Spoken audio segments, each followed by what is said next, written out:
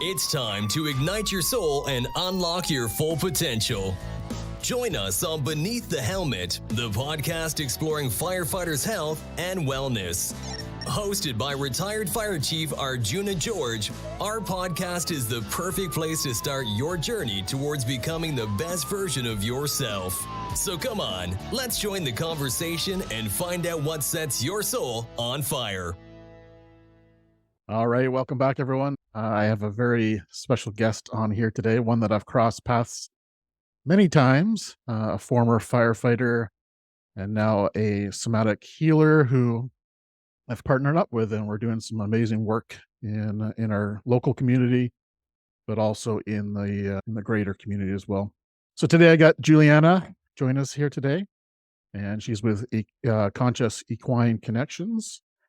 And like I said, I've met her several times. We've worked together in the fire service.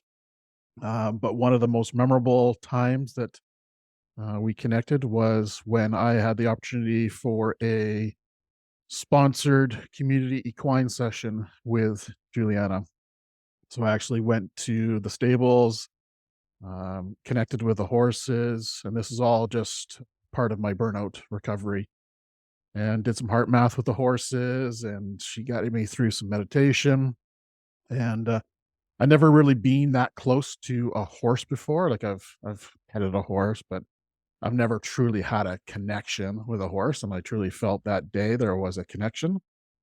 I don't know how to explain it. I'm sure Juliana can, but my experience going through that, I felt a true connection with that horse. A true, like, it really felt like it was there supporting me.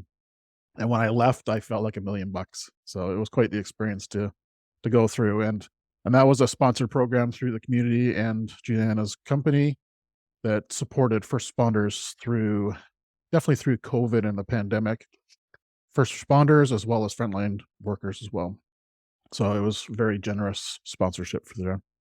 So Juliana, welcome to Beneath the Helmet. I'm excited to hear about your company and what you're doing now, and also about the exciting stuff that you and I are working on together. So welcome to the show. Thanks, Arjuna. So happy to be here. This is my first podcast, so I'm pretty excited to see how this unfolds. Yes. I am touched to hear your story, and it just goes to show how great the horses are for such a wide range of people. And during that time, the frontline workers I worked with were so diverse in age and background. I really was opened to the idea of how broad the horses, the audience, the horses could work with. And so now I ended up working with children from the ages of 9 or 10, all the way up to, I had an 80-year-old lady who came pretty regularly for session. So it's far and wide, the audience that we work with now. Beautiful. And you've traveled around the world doing this as well, haven't you? And you've been kind of taught by some of the world's leading equine masters out there? Yeah, I consider my mentor for the equine facilitated learning work, which is known by the acronym of EFL. Her name is Linda Kohanov. I consider her sort of the pioneer of the field. She began talking about learning with horses from a unique perspective that didn't include riding way back in the 80s, and wrote a book that ended up being a bestseller called The Tao of Equus. She went on to write several other books, and she lives in Arizona, and I was lucky enough to apprentice under her. And then in addition to that, I worked in different countries and connected with different trainers, hoping to find this magical approach to connecting with horses, and learned so much from just such a wide variety of backgrounds. Did you grow up with horses, like in your life? Was that? Yeah. I guess the story starts, according to my mom, which I don't remember. I was 2 years old and we had gone to the zoo, and there were pony rides. And apparently I saw a horse and I got on the pony and I didn't want to get off. And my mom said it was love at first sight. And ever since then, I've just been drawn to them and had such a passion to spend time with them, both, from a riding background, which is sort of how I got started in a more traditional rider human relationship. And then now combining the passion I have for horses with learning and personal development and leadership to do the work that we do. So I've been lucky enough to have horses in my life for basically the whole thing. Amazing. Yeah. Congratulations on a brand new baby, healthy Thanks. girl. Yeah. Have you introduced her to horses yet? Or Absolutely. So the Okay. horse knew I was pregnant. I have a mare who also had a baby with us. She was somewhat of a teen mom. She was pregnant pretty early. I bought her pregnant, and she had her baby with us. So she was kind of an example to me of motherhood, and the way horses give birth and take care of their young is really inspirational. They're very natural and benevolent parents in most cases, at least May was. And so I felt a deeper connection with her, having been through the pregnancy and the birth of her daughter as well, a filly, Aura. And she definitely knew I was pregnant. And even my gelding was very careful with me. And I introduced Zoe to the horses, and the most enamored was the baby Aura, who's now 2 years old, but she loves Aura. So whenever I'm in there with Aura, she's following me around, sniffing and trying to interact. And Zoe takes it in stride. So she's only 7 weeks old, but yeah, no kidding. That's she awesome. doesn't seem phased by having horse noses in her face. That's awesome. Very cool. So there's probably a lot of people listening right now and are like, okay, so how do horses connect with humans? And what's the benefit here? And how does this unfold really? So maybe just go right back to the very, very basics of how powerful horses are and what they can do for the humans in so many different avenues. Yeah, so I think one of the main features of horses is that they are nonverbal communicators, and they live in social herds, and they are also considered prey animals. Now, I don't like to use the term prey animals because of the negative connotation it kind of encompasses of the animals being sort of helpless. Adult herds in the wild are certainly not helpless prey animals. They are a pretty formidable force. And often when they're attacked by predators, the predators are unsuccessful. But because they are herbivores and because they are what we call prey animals, they have a strong presence and connection to environment, which enables their survival. They have a strong connection to each other through relationship, which helps as well to alarm them of threats in the environment and to help them live in these really social groups. So they're not nomadic. They are nomadic, but they're not territorial, which means they don't have this protect orientation for space that sometimes humans and predators do. And so they rely solely on each other for survival. And another feature of this nonverbal intelligence is this immense amount of presence that they bring to a space.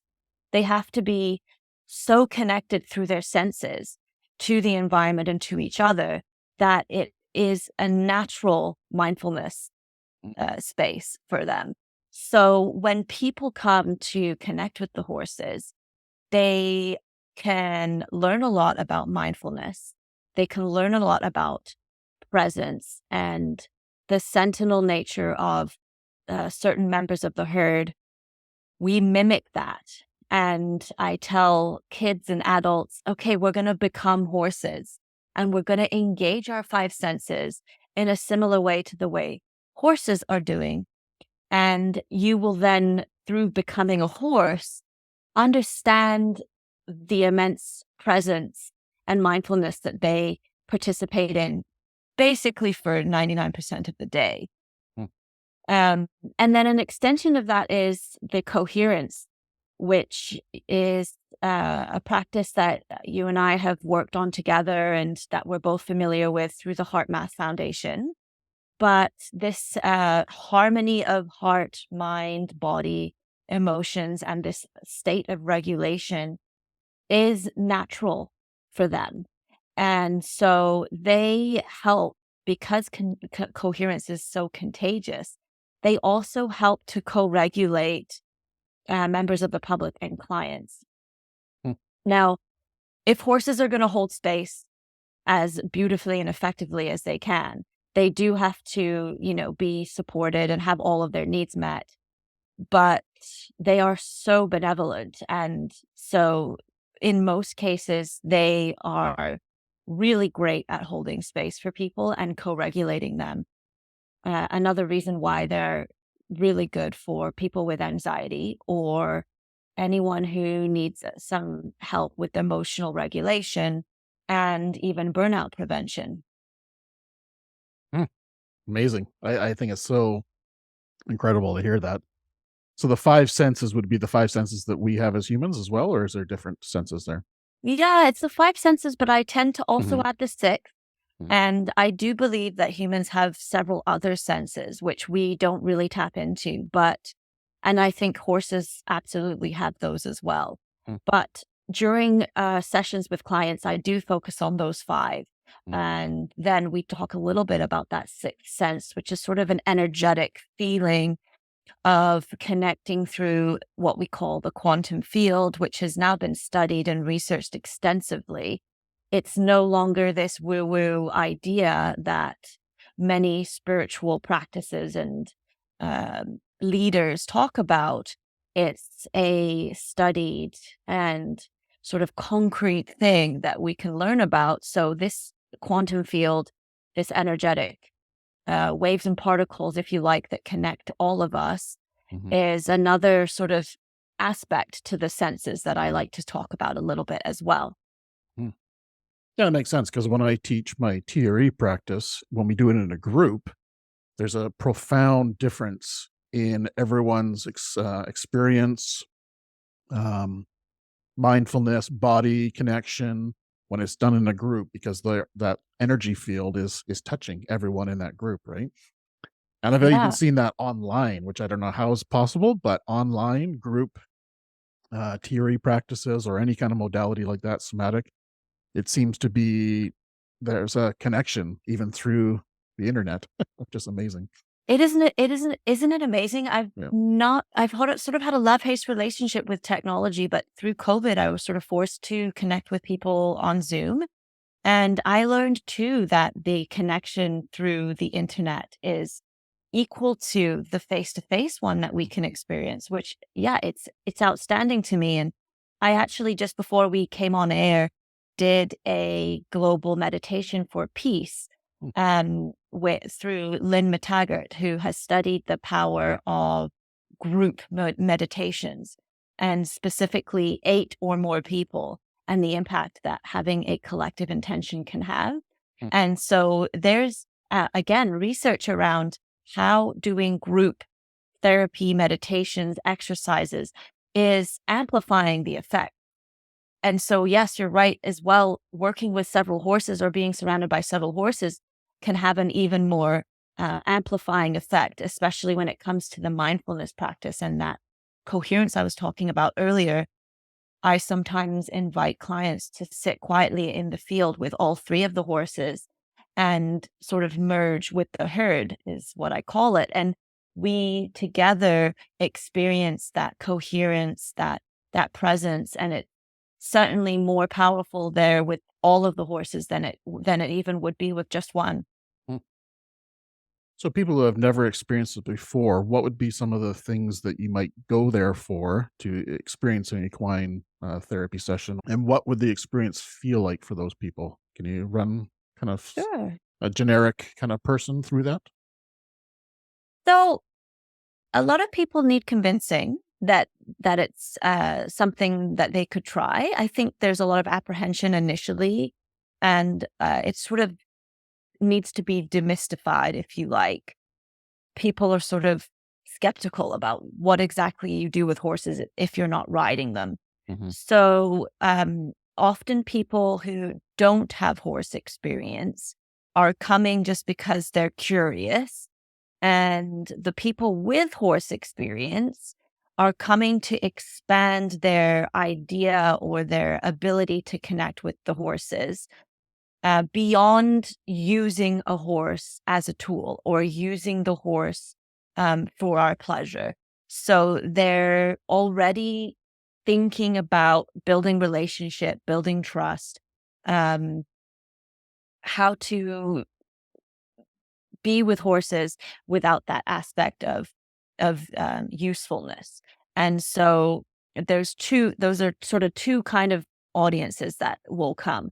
People who are experiencing anxiety in their day-to-day lives, people who are feeling disconnected or on the verge of burnout, if you like, anyone who has a personal development challenge. Often people come with an idea of something they want to work on, but it's not what we end up working on. If an example, as an example, someone might approach me and say they just want to have some connection with the horses from a sort of therapeutic or introspective background, let's say a wellness approach. They just want to come and just have that peaceful experience with the horses.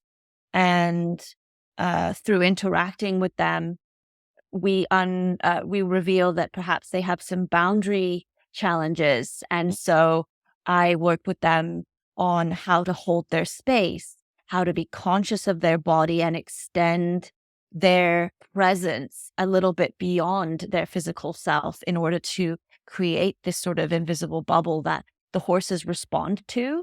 And so that boundary sort of biofeedback through doing boundary exercises is really helpful for people who have an issue setting boundaries with other people, and they can experientially feel how it is to set a boundary with this 1,200-pound animal. Mm. They have the experience of that and they feel empowered through the success of setting a boundary with such a large animal, that they can then carry that feeling through into their boundary setting with other people. So that's one example of something that might come up.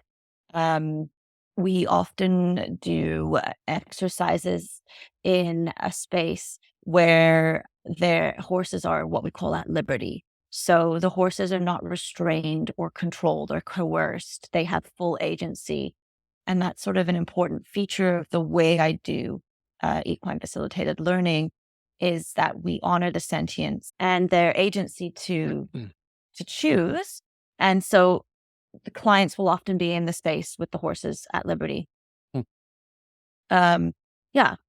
Do you coach them through this, or is this all done through the horse, this learning experience that they're, or is it facilitated by you in assistance with the horse? Yeah, that's a great question. Mm. So I consider myself as sort of a translator as such, and I sort of create this sacred space of possibility with the horses. So I co-create that for the client, and then I try to allow the experience to unfold as organically as possible. Sometimes we are doing more skill-based exercises where I will help coach an individual on a specific skill, like how to set a boundary, and then they will then execute that, and I will support them through that. But a lot of the times it's very balanced facilitating between me and the horses. And so the client will have an idea what the horses might be saying to them. And then I will have an idea as an observer. And often there are other people as well who will provide their constructive feedback to the participant. And so it's sort of a combination of coaching and supporting a person, and also allowing an experience to unfold organically, and to basically just to hold the space for that person to have their experience without too much of an agenda, which can sometimes restrict or close the experience. Mm-hmm. Yeah, totally. So first responders would be listening to this episode today. This would relate to them as well. This is something that a modality that a first responder experiencing maybe PTSI, PTSD, or other trauma. Is this a modality that would support their recovery? Yeah, absolutely. So we mentioned earlier the Frontline Workers program that I ran in collaboration with the local Therapeutic Riding Association. And I worked with nurses and other frontline workers. And I strongly feel that moving forward, we are going to need connection with each other and with nature more than ever. And COVID did really highlight the importance of connecting with each other, how important social interactions are, and also the importance of connecting to our environment. And in Canada, we're so blessed to have such a beautiful environment around us. We really need to understand how nature has an important part to play in our day-to-day lives, in our wellness journeys, in our practice, if you like, um for just general health. So I think connecting with the horses is a hugely beneficial um practice or modality, if you like, for frontline workers. Often we have frontline workers coming in with stress and burnout like you've experienced, and just taking an hour of time to do something for themselves. And this is sort of a unique approach to, instead of just going for a walk, which can be beautiful as well, it's just that extra additional uh, way to connect, if you like, through working with horses and other animals. Other animals can be hugely beneficial too. Dogs, cats have been studied to lower blood pressure. Stroking a dog can often reduce blood pressure and heart rate. And there's actually quite a lot of research now too about equine facilitated or equine assisted programs helping with PTSD, specifically veteran programs. A lot of those run in the States and have had huge success. And you may have seen or heard of a film that was recently made about incarcerated individuals working with horses in programs with jails Hmm.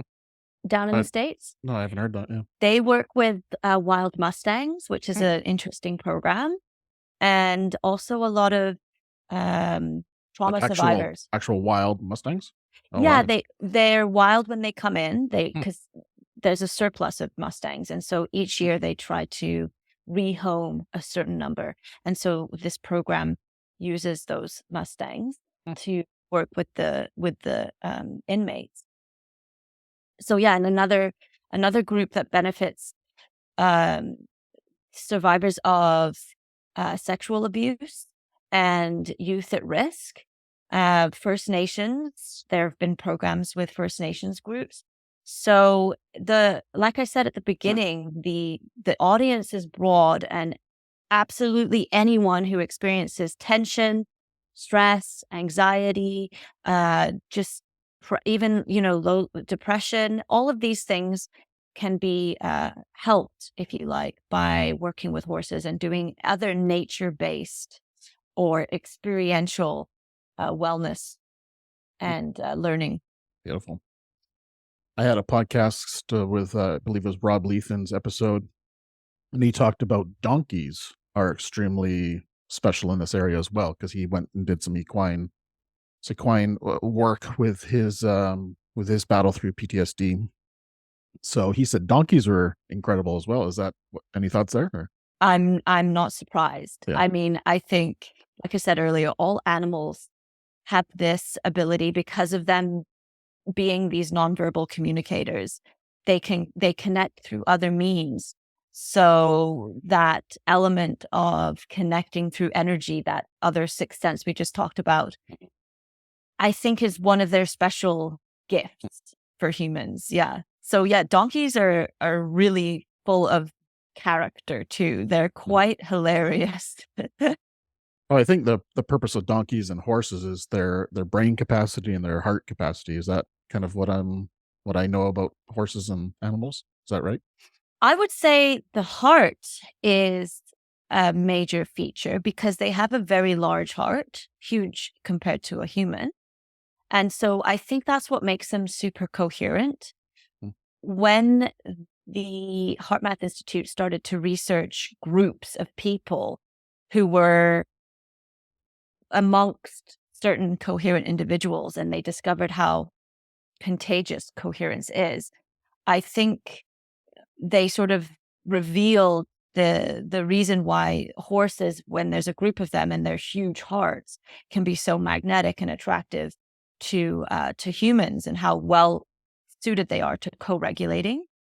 And then their gut size. So you may have heard this idea of gut feelings, and through the sheer surface area of their gut, they can process emotions extremely well. The gut surface area being as large as it is. So I think those two intelligence centers, their brain is not as large as ours, but it's sort of a benefit because they don't have the same part of the brain and the same ability to judge and to hold on to stories like humans do. And so our reality is largely shaped by our stories, which can be beneficial or not. And horses don't have that really. So that also opens it up and helps when we're connecting with them. Fascinating, man. Yeah. So you talked about coherence. Some people might be going, what does that mean exactly? What would be your definition of coherence, and why is it important for well-being and recovery and just living a good life, essentially? Yeah, I kind of just think of coherence as harmony. And it's that, I like to think of it as a flow state. So when your mind and your thoughts, your emotions, and your actions are in alignment, you're in a state of coherence. And when you're in that state, you attract more of that. And so the opposite is true as well. When you're in an incoherent state, that state of chaos attracts more chaos. And horses will certainly reflect that back to you. So if you are an individual that is incongruent, meaning let's say you arrive at the barn and on the way you had a fender bender and you were pretty angry about that because you felt it wasn't your fault, and your car is dented and the person drove off, and you arrive at the barn and I ask you how you're doing and you say, "Oh, I'm great," and you've put a smile on. For whatever reason, you don't want to explain how you really feel.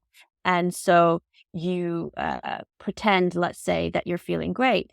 Well, the horses will respond to the true feeling of that emotion, which when you suppress an emotion, it actually elevates your blood pressure. And so the horses respond to that with a level of mistrust sometimes. Now, my horses are really benevolent and really tolerant, so they're not going to do anything dangerous or mean, but they certainly will walk away or choose not to interact in some cases if somebody is in a troubling state of incongruence, because the trust is hard for them to find. So if you're incongruent as an individual and you're sending out these signals of incongruence to the horses, it's sort of sending out a signal of, I'm not able to look after myself. I'm not able to keep myself safe and be aware of my own self. And so it says to them that you're not really a good leader as such to help them. So that would be an example of incongruence. And so then when you're congruent and you come in and you are feeling really in a positive space and you're touching the horse really gently and you're moving around in a space of joy and you just kind of exude this feeling of happiness and lightness, then you are totally magnetic. Those horses are going to be all around you. They're going to lay down with you. So my horses have actually laid down with certain individuals, which is a huge gift that even I had never experienced in my 30 years of working with horses. Wow.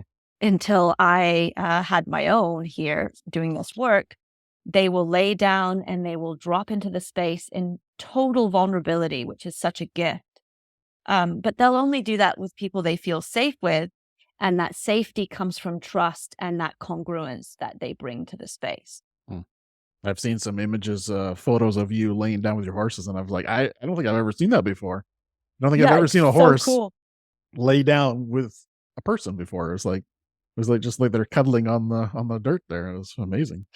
Yeah, the first time we did that, I did that. I was just the little child in me, that little girl in me was just lit up. I was just so excited. I just couldn't believe that they were trusting me enough to lay down and actually sleep. Yeah.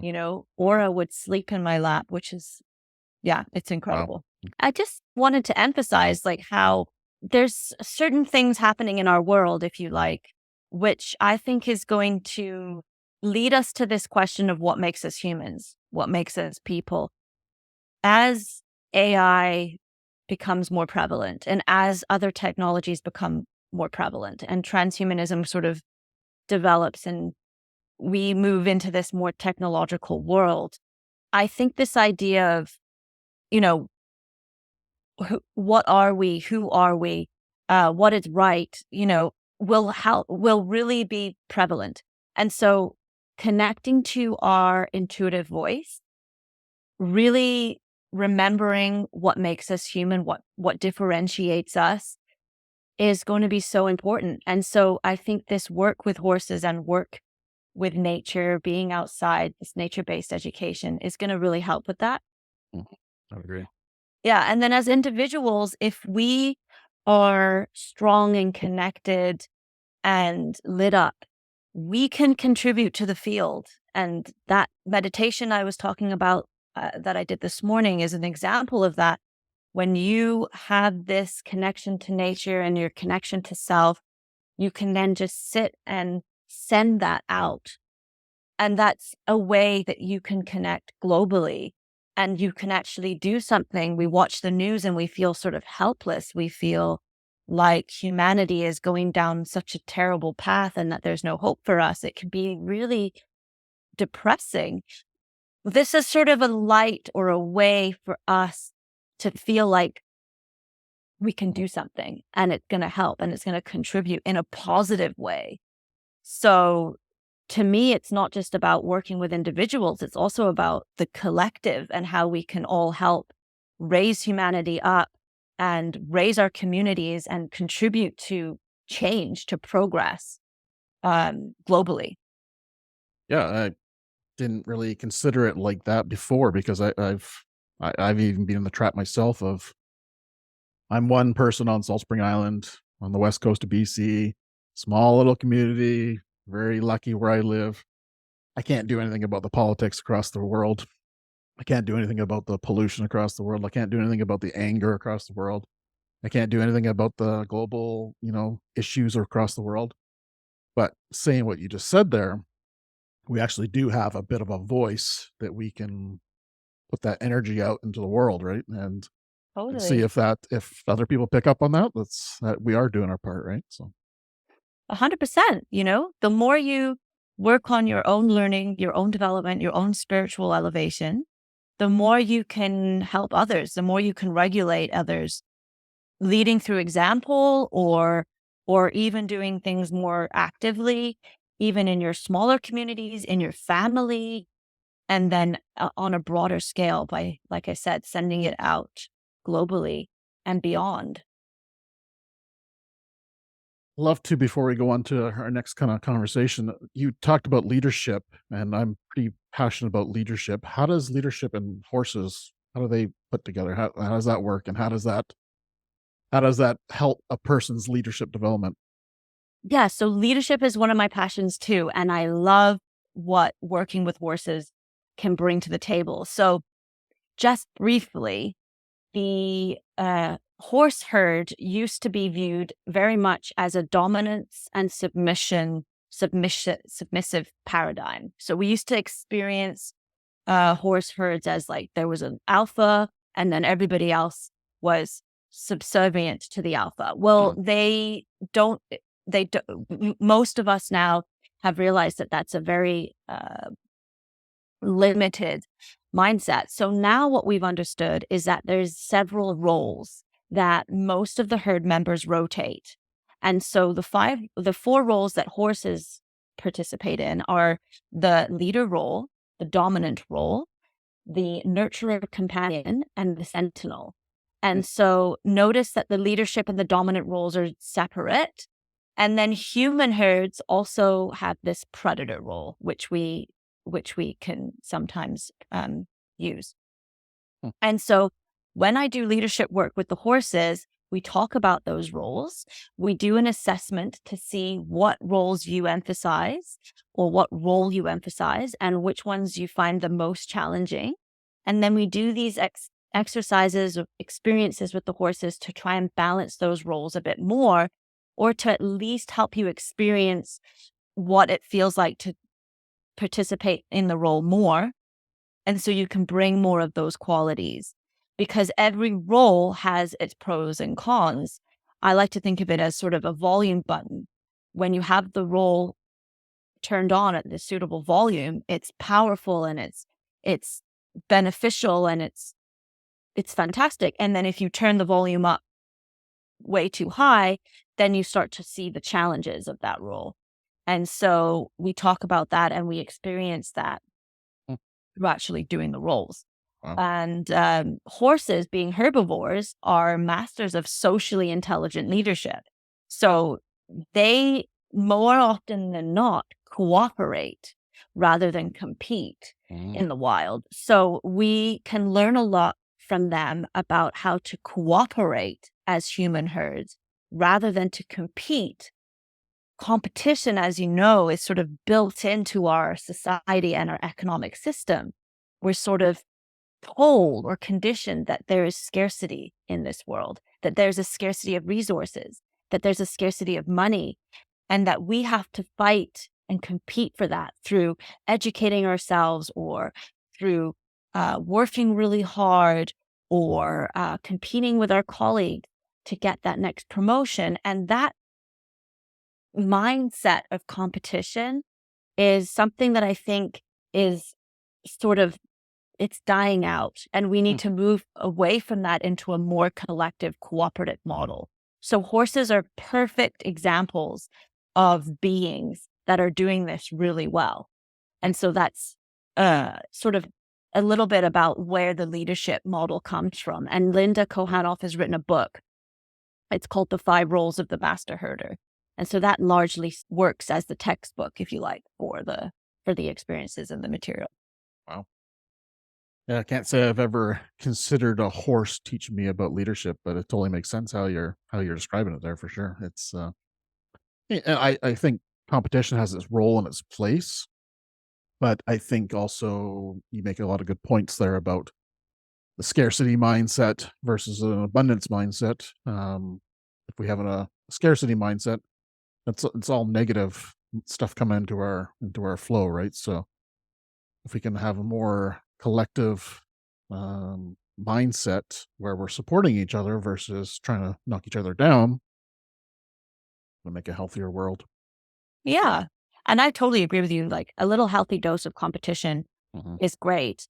It's just when it permeates every aspect of our lives and causes us this anxiety and stress because we're sort of in this rat race trying to keep up, then I think it becomes questionable.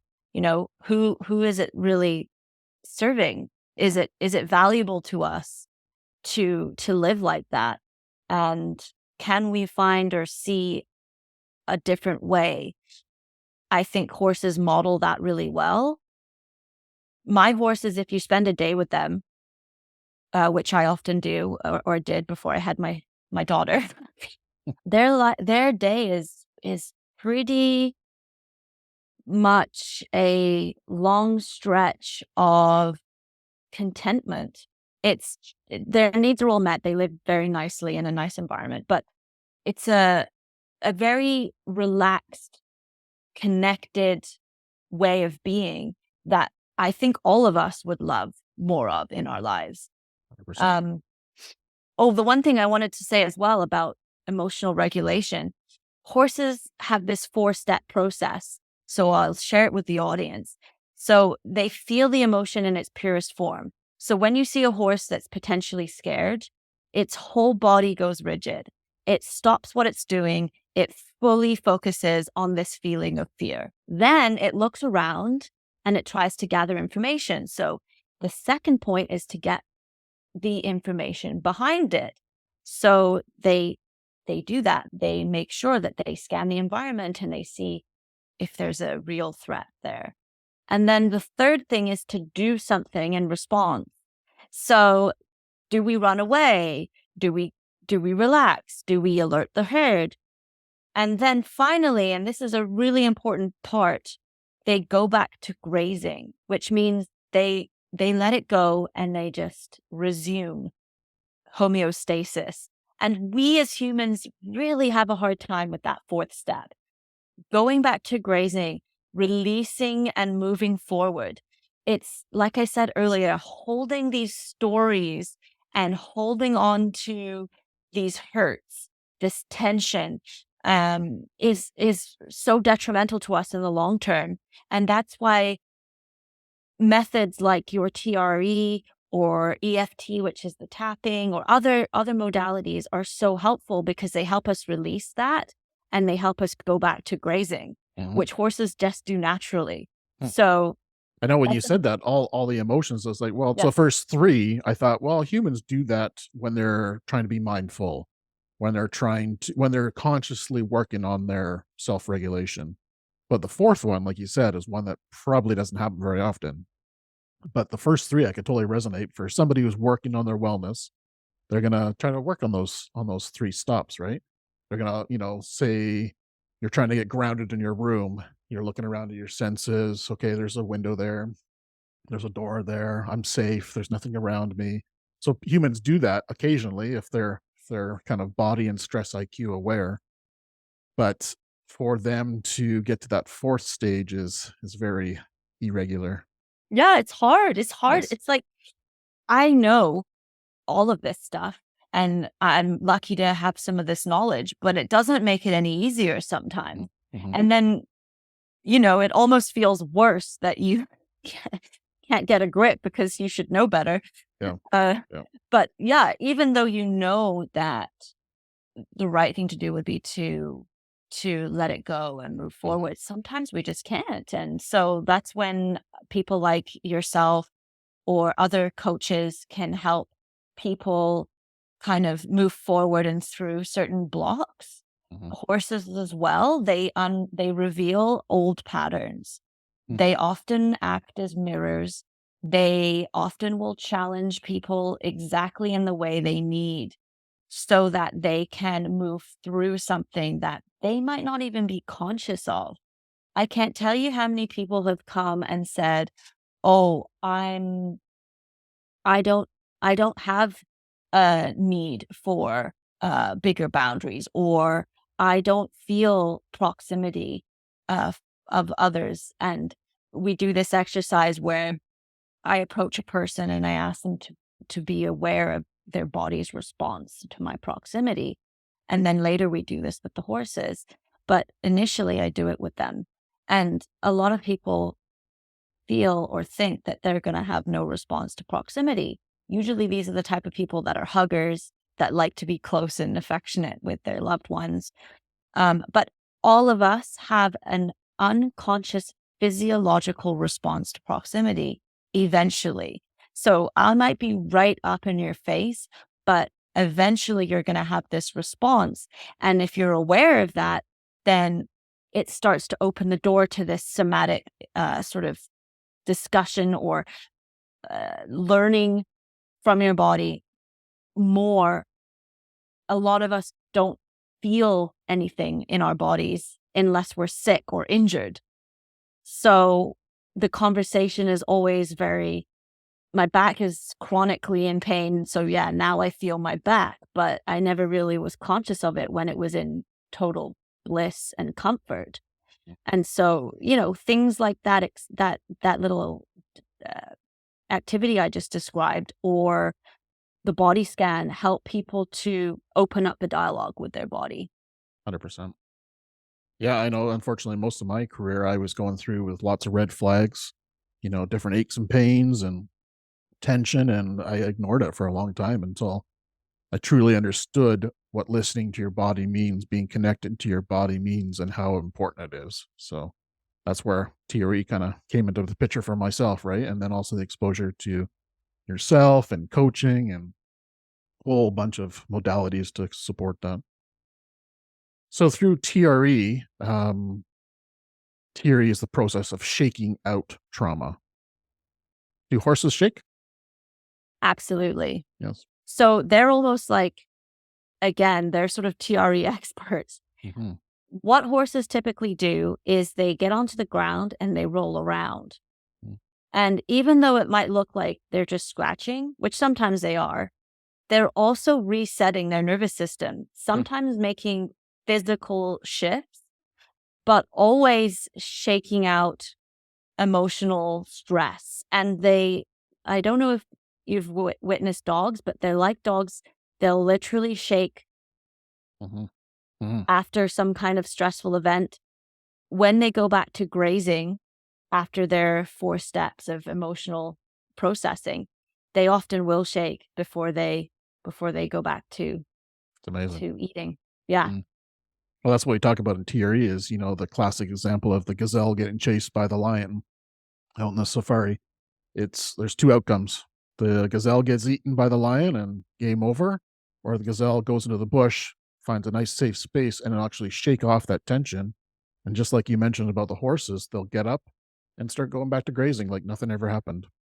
Isn't 'Cause that crazy? yeah, they had a chance to reset their nervous system, and they probably don't have that part of the brain that, just like you mentioned, that records history and memories, right? As much as humans do, anyways. But yeah, that's amazing. And there's some experts out there that say there's no animals in the wild that have PTSD. I don't know if that's true. I don't know. I'm sure there's some animals in captivity for sure, but animals in the wild, apparently, they have the natural and innate ability to self-regulate themselves. Well, I think it makes sense. I love nature shows. David Attenborough is sort of a voice that I will go to my grave in my head. And I've seen that it's kind of a crazy thing. You just almost died, Mm-hmm. and they're back with their herd Yeah, eating. unbelievable. Yeah, It's unbelievable. unbelievable. I mean, if they can do it, I think Yep. we can get there. 100%. Juliana, we have a few pretty exciting partnerships kind of coming up here. We have a workshop that we're kind of doing a talk at on Salt Spring Island in coming up in November, where we're going to share a bit about the story that we're talking about today. And then we also have a really big event that we're planning for 2024 together, and super stoked to kind of do this journey with you as an expert in your field. And I truly think that both of our modalities and our mindset and our beliefs definitely align with helping people thrive in their lives again, right? So it sits well with me, and I know it sits well with you. So maybe just a little recap of our little session on Salt Spring, the first one, and then we'll jump into the big ticket event. So what's this event coming up in November that people, especially locally in Vancouver Island or Salt Spring, could attend at a beautiful location as well? Yeah, so I'm super excited. We're going to be doing something similar to a TEDx talk. Arjuna and I are both going to be talking, and we are going to share our feelings and thoughts and experiences around learning from the body, also known as somatic learning and experiential learning. And I'm going to touch on why somatic learning with horses specifically has such an impact. And Arjuna is going to talk about tension release. So I'm excited, to share more stories about clients and their experiences, and also give people a little taste of what we are hoping to offer at the retreat, the Revive and Thrive retreat that we're hoping to host here on Salt Spring Island, Yes. which will be, several days, a deeper dive into some of the things that we've been discussing here, how horses can help us with burnout prevention, experiencing those 5 roles that I talked about, empowered leadership and connection, a lot of wellness elements there. We're going to have some great food. It's going to be at a really nourishing, beautiful location where you can fully relax and connect to nature. It's in a beautiful natural place there on the ocean. And we are hoping to really get intimate with our group. It's a smaller group, so not too many people, and kind of create a little family there for the weekend. Working with groups is such a powerful experience, especially when there's that magic number where there's not too many, there's just enough that you can have shared experiences. So yeah, we're gonna. Yeah, it's exciting. Yeah, So it's super that's going to be a fall of 2024, and Yep. there'll be more information coming out soon. But we just want to kind of put it out there, plant the seed, and this is not a workshop. This is a retreat, a destination retreat. This location it will be released soon, but this location is beyond stunning, beyond a dream come true. Honestly, I've dreamt of holding retreats for a long time. I've wanted to hold retreats. I think it's part of my purpose here to hold space in that kind of area. Retreats, I think, are just powerful. They're so immersive versus just going there for 4 hours or whatever that looks like, right? So stay tuned. This is going to be a very exciting journey. There's going to be lots of discussion about high performers, business executives, people who are thriving or trying to thrive in their life or once was thriving and just need a little restart, little rebalance into life, because we both want to see people thrive in their jobs, in their careers, in their families, in their lives. And yeah, this is going to be a very special occasion. So stay tuned for more events coming from both of us. But this one in fall of 2024 is going to be pretty impressive. So there will be opportunity to work with horses. There will be opportunity to do coaching, learn. There's going to be lots of learning components to this. There's going to be components where you can actually try TRE with myself. And TRE is a somatic process, much like Juliana's process of working with the body. It really allows the body or the human to connect to their body. It rebalances the nervous system, which pretty much everyone on earth could do with a little rebalancing of their nervous system. It doesn't have to be trauma. It doesn't have to be some bad experiences that you've had. Honestly, TRE can be a supportive tool for anyone in the world who's experienced some stress, day-to-day stress. That's all it has to be, stress and tension. And that's really where I want to focus on. So I know there's a lot of people out there in the world who would love to kickstart their life a little bit, and this is definitely an opportunity to do that. So very excited to Yeah, partner with Juliana as well. me too. I'm super excited to partner with you, and I love how you bringing the masculine energy in and having the background that you do, and then me bringing in this more feminine approach as well. It's such a nice combination. Yeah, and we have the horses there as another element, so it's really a unique opportunity. And being on Salt Spring, we're so blessed because it's a destination for healing and for connecting with nature already. So we're just going to harness a little bit of that magic. 100%. Yeah. And like I said, the destination is mind-blowing. Mind-blowing. Yeah, I can't wait to reveal the Yes. images and videos Exactly. and share with people this amazing new location that is going to blow their minds. Yes, 100%. Juliana, how can people learn more about you and maybe connect with you if they want to learn more about the work you do? Absolutely. So consciouseequineconnections.com is my website, and email Juliana, Juliana, at consciousequineconnections.com. Send me an email, and I do individual private sessions. I do semi-privates, and also in the summer and spring, I do 1 and 2 day workshops for up to 6 people.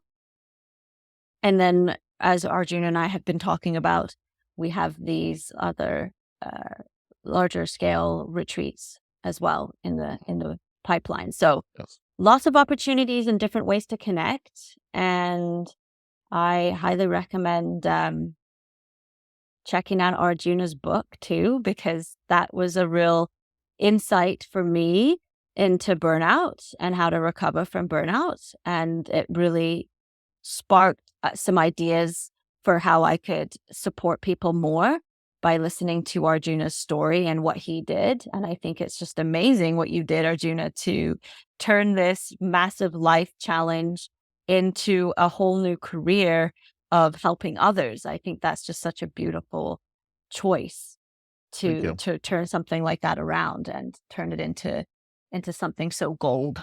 Yeah.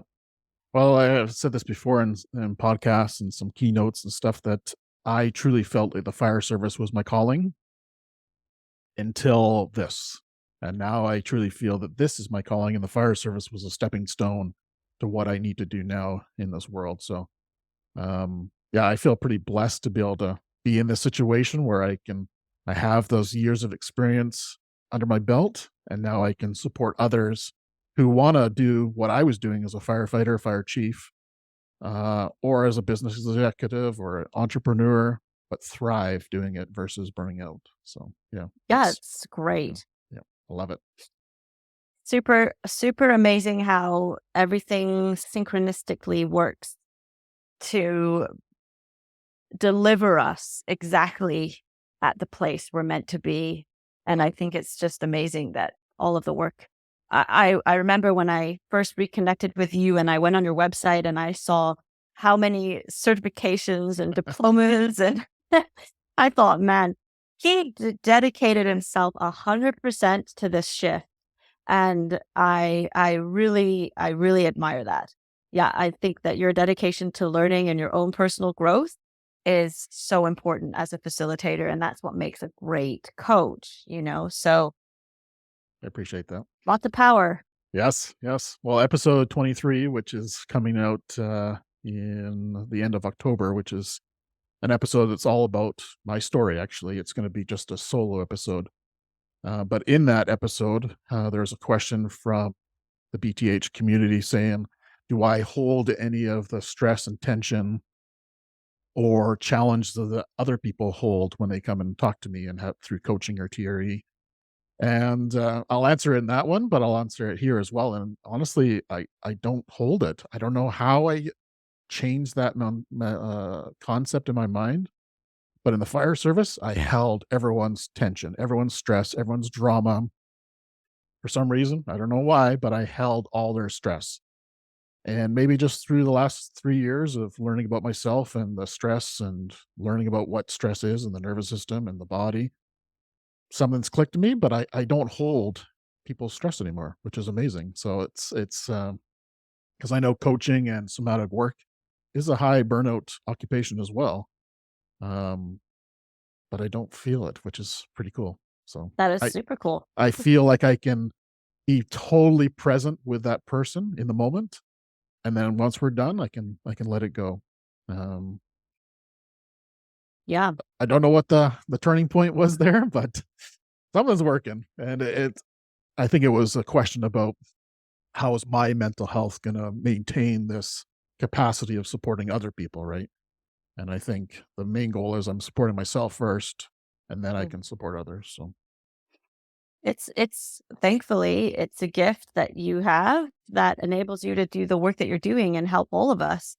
mhm, And I have a few of my own little techniques that I use to sort of shake off particularly challenging clients or clients who have particularly sad stories that, affect perhaps your well-being or mhm, you think about it afterwards, but the horses are really good at shaking it off, just like your gazelle story too. Like they exactly. don't hold on to it when Mhm, a client comes that's particularly a challenge so that's what enables us to do what we do and to help more, yeah, so yeah, that's that double-edged sword of people thinking or feeling that self-care is selfish. Such a incorrect belief, because self-care enables us to care for others so much more deeply and so much more with so much more presence, that it's a gift actually when we look after ourselves for others 100%. as much as it is for ourselves. Yeah. So, yeah, And maybe that's what I've learned over the last couple of years is that I'm number one, and then if I'm at my prime, then I can support people to their ultimate level, right? So I think that's probably the nuts and bolts of it is that take care of yourself to support others, and our modalities and what we can share together as a team is going to help people take care of themselves. absolutely. Yeah. Awesome. Any last words, Juliana? No, it's just been such a pleasure. The time just flies by, It sure and I does. really appreciate your time and sharing your thoughts and insights in this platform with me. And I Yes. am super excited to move forward with our projects. Awesome. Very much so. So everyone listening, stay tuned, and we'll make sure we promote this, across the world essentially, because we want people to experience what we have to share, but also experience Salt Spring Island and the beauty that it has. Um, so we're putting our reach out far and wide. So all the best to you, and thanks, Juliana, and congrats on your newborn, and everyone listening. Until next time, stay well.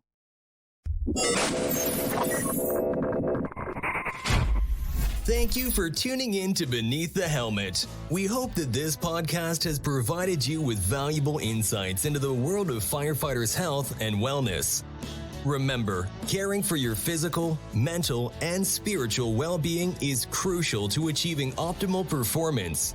Join us next time on Beneath the Helmet for more inspiring conversations. Until then, stay well.